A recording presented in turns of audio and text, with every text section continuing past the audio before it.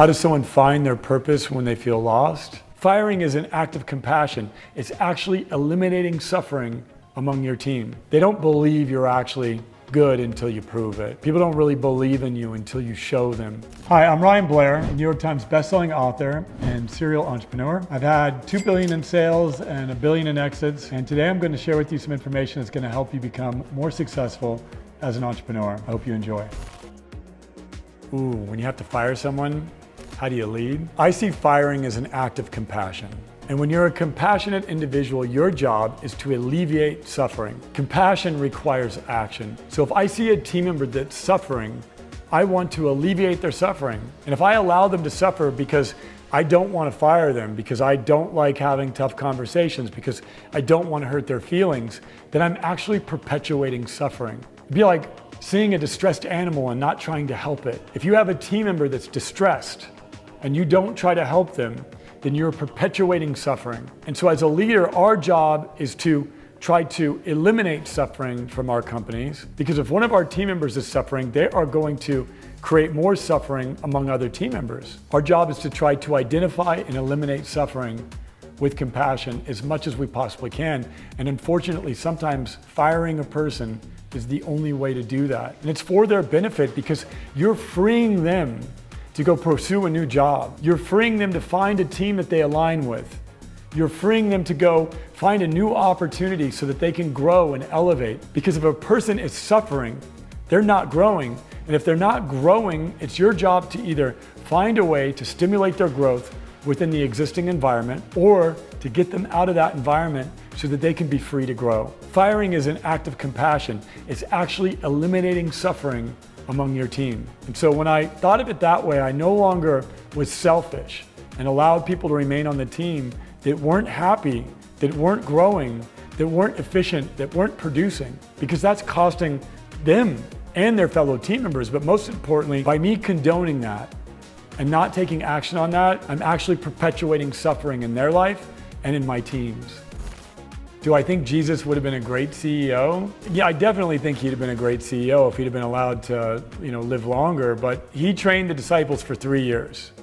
And then after he was resurrected, it took them 20 years to actually mobilize and to create the Christian movement. The disciples had a lot of lessons that they had to learn. And so I think that we can learn from Jesus in a variety of different ways. He is my leadership hero. He has more followers than any other person in the history of humanity. And so he is our single greatest leader to ever live. There's more people that follow Jesus, and he's inspired more beautiful arts and beautiful works than any other person in the history of humanity.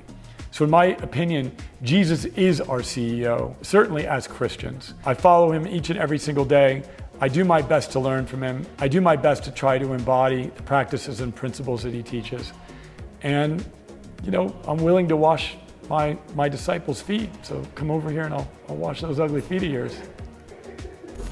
If I was a father to the younger version of me, what would I have done differently? I wouldn't have whipped his ass, wouldn't have used a belt, but maybe that use of the belt was needed for me. Maybe I needed that medicine, but I certainly don't believe in that type of punishment now. I wish someone would have told me, you're a genius, you're going to be a massive success, you're going to change all kinds of industries and make massive contributions.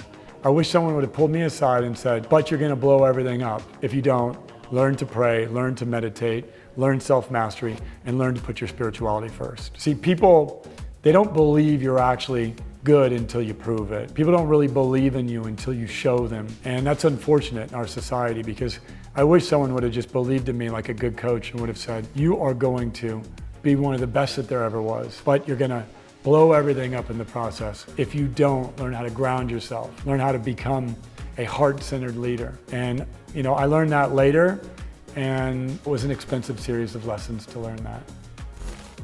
What are some of my biggest pet peeves about people in business? People in business don't execute. That's probably my biggest pet peeve. Execution is knowing what to do, knowing how to do it, and then doing it. People actually fail to do it. And that's the sad part, is people will say, oh, I'm gonna do this, I'm gonna do that, and then they just don't do it. And the reason why they don't do it is because they're either lacking in character or competency. And so if you know what to do and you know how to do it and you're not doing it, you gotta inspect your character and your competency deeply. As a leader, how do you show love in tough decisions? That's a tricky one. I can't say that I'm the best in the world at that because you tend to have two modes. You have this decisiveness, get shit done, and a lot of times that's a very masculine energy. And the feminine energy is very nurturing. And so it's difficult to blend the two energies together effectively. Kind of turn one on, and you have to kind of turn the other one off. But you got to remember to turn the other one back on. And so a strong leader is going to be able to call upon their masculine and call upon their feminine from a neutral standpoint. They call the feminine when they need it, they call the masculine when they need it. And sometimes if I've injected too much masculine into a situation, I got to call the feminine in and say, I still love you.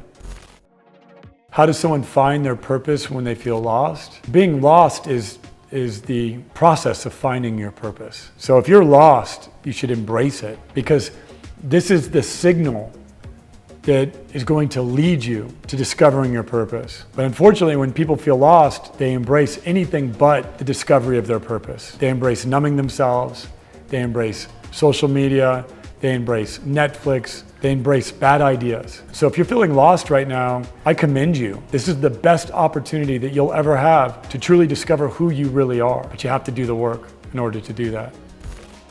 Every company has its own set of values, and they're either implied or they're written, but there's an implied culture going on in your business. If you've taken the time to write your values, there's the written values that you have. But oftentimes what's truly happening is not what's written on that piece of paper. And so when you really observe the culture of a company and you look at the participants within it, their level of accountability, their level of ingenuity and responsibility, and their level of communication and responsiveness and so forth, then you'll see what the true culture is of the business. And so in the work that we do at AlterCall, we help companies change their culture by way of becoming more mindful and by way of infusing spirituality into it. But a company that hasn't written out its values and actually observed its values in action is a company that's growing in chaos if it's growing at all.